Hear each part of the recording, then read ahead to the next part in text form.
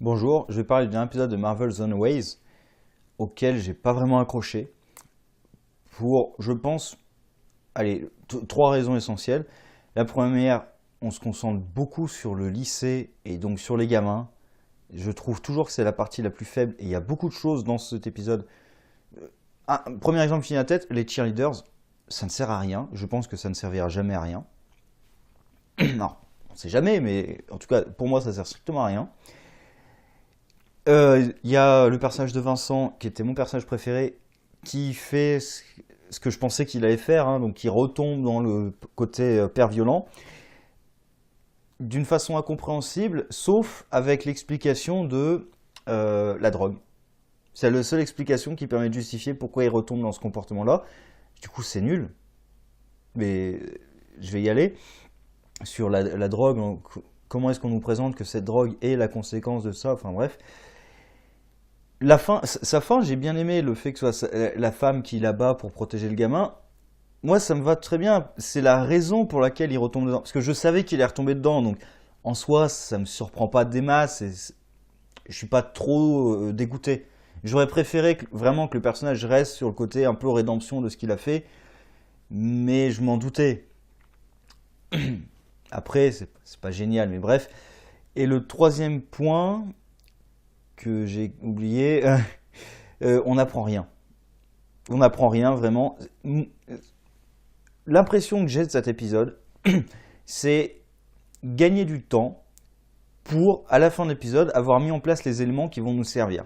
Puisqu'en plus, c'est vraiment à la fin de l'épisode, avec Molly, et évidemment Vincent qui se fait abattre, qui va avoir des conséquences sur Pride assez évidentes. Et j'ai l'impression que vraiment l'épisode cherchait à gagner du temps. Alors, il y a quelques points qui sont abordés, qui sont intéressants, qui sont bien amenés. Je pense notamment le père de Nico, donc je crois que c'est Robert, et Janet, donc la femme de Vincent. Ça me va plutôt bien. Après, il y a un truc très bizarre, je trouve, avec, alors pas Jonah, mais le mari de la mère de Carolina. J'arrive pas à retenir les noms de tout le monde, hein. Chaque fois, j'en chope quelques-uns, mais il va falloir attendre la fin de la série, je crois, pour que j'ai les noms de tout le monde. Entre les gamins et les parents, c'est compliqué. Enfin, ce personnage-là, je comprends pas trop pourquoi Jonah lui donne, s'il donne des pouvoirs de soin, et du coup il s'en sert un peu pour narguer sa femme. Littéralement, il fait ça juste pour narguer sa femme en fait. Donc je vois pas trop pourquoi Jonah lui a donné ses pouvoirs. Il sort une espèce d'explication un peu cryptique sur tout ça va s'effondrer, du coup t'as pas envie d'être là au moment où ça va se casser la gueule. C'est peut-être un truc vicieux pour s'en prendre au mari justement, vu qu'il doit sûrement être jaloux quand même, puisque lui a une relation privilégiée avec Carolina, qui est la fille de Jonah en fait. Et là, dans cet épisode, j'ai l'impression qu'il découvre quand même que c'est la fille de Jonah, mais il y a un truc très bizarre sur, en fait, la vision qu'il a eue. Je partirai sur Vincent après, mais la vision qu'il a eue de sa femme en train de s'envoyer en l'air avec Jonah. Et là, dans cet épisode, il dit, j'ai vu la photo, du coup c'est à ce moment-là que j'ai compris que c'est peut-être pas une vision, c'est peut-être un souvenir, un truc comme ça. Attends, tu vois dans ton esprit, tu vois ta femme en train de s'envoyer en l'air avec Jonah. Le premier truc qui te vient à l'esprit, c'est non, mais ça doit être une vision, je sais pas. C'est-à-dire, là, à la fin de l'épisode précédent, il savait toujours pas que sa femme l'avait trompé avec Jonah. Je sais pas, c'est un truc très bizarre là. Et du coup, pourquoi s'il a vraiment vécu cette scène, pourquoi est-ce qu'il l'a oublié? Enfin, je trouve la gestion de ce personnage très bizarre, parce que pourquoi Jonah lui donne des pouvoirs et tout, Alors, ça sera peut-être expliqué avec juste la parole qu'il dit là sur tout ça va s'effondrer, ça sera peut-être expliqué. Et ce personnage nous permet juste d'apprendre une chose sur Jonah, c'est que, grosse surprise qu'on savait tous, c'est sur lui que s'est fondée cette religion. C'est juste évident. Alors oui, c'est le personnage qui l'apprend. En tant que spectateur, on le savait, c'était évident. Là, oui, c'est le personnage qui l'apprend. Mais on n'apprend toujours pas ce que veut Jonah. Donc non seulement on ne sait pas ce qu'il veut en tant que grand plan maléfique, est-ce qu'il est forcément maléfique d'ailleurs? Oui, oui, clairement ça va être le méchant, mais voilà, on ne sait pas quel est son gros plan. Et même là, dans cet épisode, on ne sait pas pourquoi il fait ce qu'il fait. Alors j'espère qu'on va avoir des réponses claires à toutes ces questions, je pense, mais c'est un peu pénible de n'avoir strictement aucune réponse à ce moment-là, alors que Jonah est déjà entré en scène depuis l'épisode précédent. L'épisode où il entre en scène, à la rigueur, je peux accepter de ne pas avoir de réponse. Mais là, c'est le deuxième épisode. En plus, il prend des actions. Il, il agit. Alors, il demande à la mère de Carolina de réparer un peu le groupe de Pride. Ce qui va pas trop marcher, là. Ça va être délicat, là, franchement, avec ce qui se passe. Et même ce qui se passe au sein de Pride, puisque avec l'affaire Molly, là, restaurer la confiance et tout du groupe, ça va être compliqué, hein. Même Robert et sa femme, là, ça va être compliqué de restaurer la confiance. Et bah du coup, avant d'aller sur Vincent, Robert et sa femme, moi j'ai trouvé ça plutôt bien géré avec la fille, avec Nico, qui au début voudrait que ses parents, que ça s'arrange et tout. Et puis elle se rend compte que son père c'est vraiment en amouré de cette Janet. Alors c'est un peu con qu'on ait strictement rien vu. On a vu quelques scènes où ils se touchent un peu la main, on a vu la scène où ils discutent dans la voiture vraiment, mais on connaît pas tout à fait la nature de leur relation. Mais bref, c'est pas si important que ça, puisqu'on a vu quand même quelques petites interactions entre eux, donc on comprenait leur adultère. Là, à la limite, on comprend pas trop pourquoi vraiment il l'aime plus que sa femme.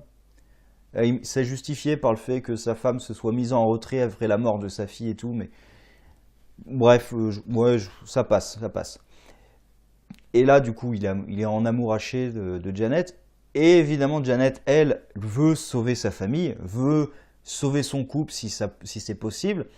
Sur Janet, par contre, il y avait eu un peu moins de travail quand même. Alors, il y a le côté je veux sauver ma famille quoi qu'il arrive. Je trouve le personnage avait été un peu moins travaillé quand même. On voyait le côté femme battue, mais on voyait pas trop le. Enfin, j'ai pas ressenti le côté je veux préserver ma famille à tout prix. Mais bon, après, ça me gêne pas plus que ça. Moi, ce que j'ai bien aimé, c'est comment Nico réagit, parce que quand elle se rend compte que vraiment son père est accro à cette Janet et qu'il a envie de refaire sa vie avec elle, et que plus tard, dans une conversation anodine, elle apprend que justement Janet veut préserver son couple quoi qu'il arrive, on voit son visage se transformer au moment où elle apprend cette nouvelle. Et ensuite, même, elle va dire à son père, tu devrais lui parler et tout. Donc on voit quand même que ça lui fait mal de voir son père comme ça. Elle aura envie que ses parents soient heureux ensemble, puisqu'en plus, dans l'épisode précédent, elle a vu ce que ça faisait à sa mère. Donc elle voudrait qu'ils soient heureux ensemble, mais là, quand elle se rend compte que son père est vraiment amoureux de Janet et que Janet, pas on en a rien à foutre, mais préfère préserver sa famille à ça, ça lui fait du mal. Donc je trouve quand même que c'est plutôt bien géré à travers les gamins. Maintenant, le cas Vincent, qui est la raison pour laquelle vraiment j'ai un problème avec cet épisode, c'est que il justifie tous les changements de ce personnage par la drogue, qui est montrée d'une façon débile avec les deux scientifiques hippies dont le mari se laisse tomber une goutte du sérum là sur le bras et qui entre dans la peau. Tu es un scientifique qui travaille avec des substances dangereuses. En plus, un sérum qui apparemment a soigné une tumeur, donc ça doit être un truc quand même assez puissant, avec des effets assez violents. Tu ne te protèges pas une seconde. Même dans la scène, j'ai même pas compris comment la goutte parvenait à lui tomber sur le bras, parce que elle tombe du flacon qu'il a, qui est mal fermé. Enfin, j'ai pas. T'es un scientifique, tu peux pas faire gaffe à ce genre de choses. Ils sont incompétents en tant que scientifiques, franchement. Ça n'a aucun sens. Et du coup, il découvre à ce moment-là, vu qu'il entre dans un trip, que c'est une drogue. Parce qu'en plus, ça sert à rien. Ça sert strictement à rien. C'est juste pour nous dire, vous voyez, c'est une drogue qui change le comportement. Donc ça change le comportement. Donc ça justifie que Vincent, parce qu'en plus, après, il te dit, du coup, ils ont une période de withdrawal, donc de rechute, de chute, de descente. Enfin, je sais pas, je perds les mots français, peu importe.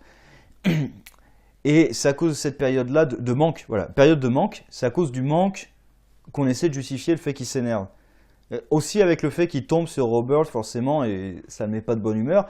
Après, il y a la scène où il menace le coach, qui sert strictement à rien, parce que j'ai pas envie de... Enfin, l'intrigue de est-ce que Chase, je crois que c'est Chase, est-ce que Chase va rejouer au lacrosse ou pas? On s'en fout, mais complètement, enfin. D'ailleurs, en parlant de l'intrigue du lacrosse, ça a servi à rien.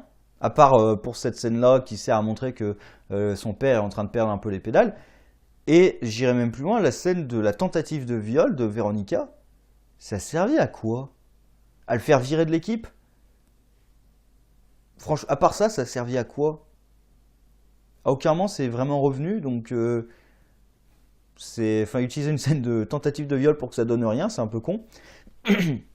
Enfin bref. Et du coup, le père est violent. Et au moment où il va attaquer où il rentre, qu'il dit à son fils, tu devrais pas être là sans moi, j'ai compris ce qui allait se passer. Parce qu'en plus, au début de l'épisode, il y a le message du futur qui dit surtout ne prends pas les Fisty Guns.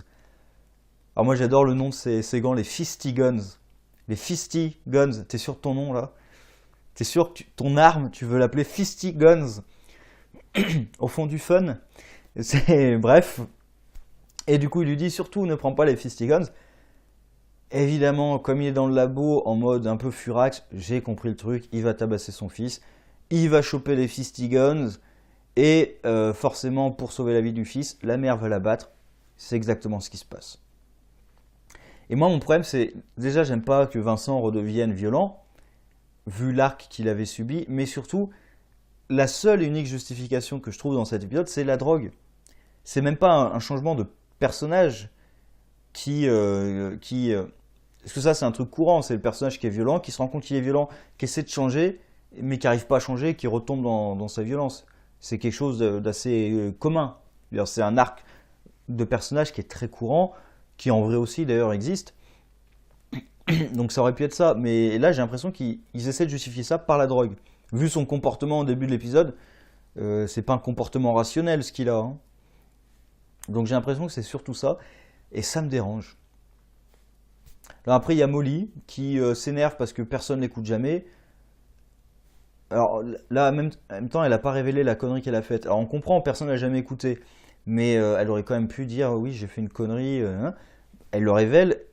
Et après, du coup, elle décide de quitter le groupe parce que personne ne m'écoute jamais, vous me prenez que pour une gamine et tout.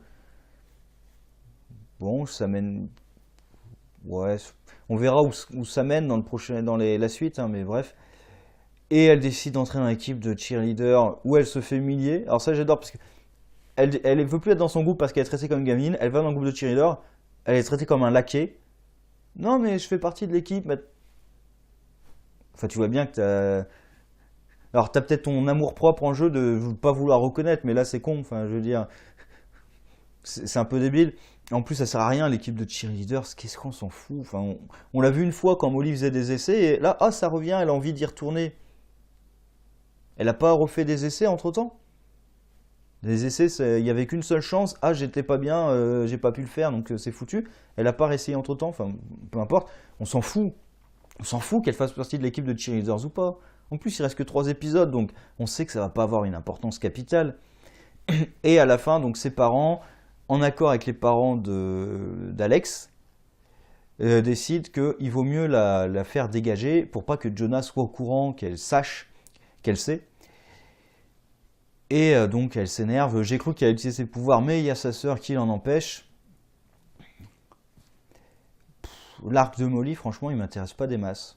Honnêtement, son arc m'intéresse pas du tout. De toute façon, l'arc des gamins, je crois que j'arrête pas de le dire, l'arc des gamins, il y en a pas beaucoup qui m'intéressent vraiment en fait. C'est surtout leur arc avec leurs parents qui m'intéresse. Et là, il y a pas grand chose à se mettre sous la dent dans cet épisode. Il y a ça tourne énormément autour de la tromperie de Robert, puisque carrément la mère de Carolina doit essayer de tout remettre en ordre et tout. Donc ça tourne énormément autour de ça. Et la rencontre avec les profs du lycée, dont je me fous complètement. Et à la fin, on fait les 2 grosses révélations de Molly qui est en désaccord, qui est en rupture avec le groupe, avec ses parents et tout. Donc qui va certainement mener à une Molly qui perd un peu pied ou qui utilise ses pouvoirs un peu n'importe comment, quelque chose comme ça, sans doute. Et la mort de Vincent qui va provoquer un tout petit problème dans Pride et qui pourrait relancer d'ailleurs le truc Janet Robert, parce que là elle n'a plus aucune raison de rester avec son mari, hein, vu qu'il est un peu mort. Enfin, il pourrait à la limite le ressusciter, une connerie comme ça, non? Vu que Jonah, l'autre a des pouvoirs, donc il lui a soigné sa tumeur avec l'injection, et le père de Carolina maintenant a des pouvoirs magiques de soins. Donc, à la rigueur, il pourrait le sauver. Je sais pas ce que j'en penserais, franchement. Enfin bref, c'est pas catastrophique, mais il se passe pas grand chose, on n'apprend pas grand chose, on n'apprend rien. Il y a quelques révélations à la fin, même pas des twists parce qu'on les voit quand même venir. Dans l'épisode, on les voit venir au fur et à mesure. pas terrible honnêtement.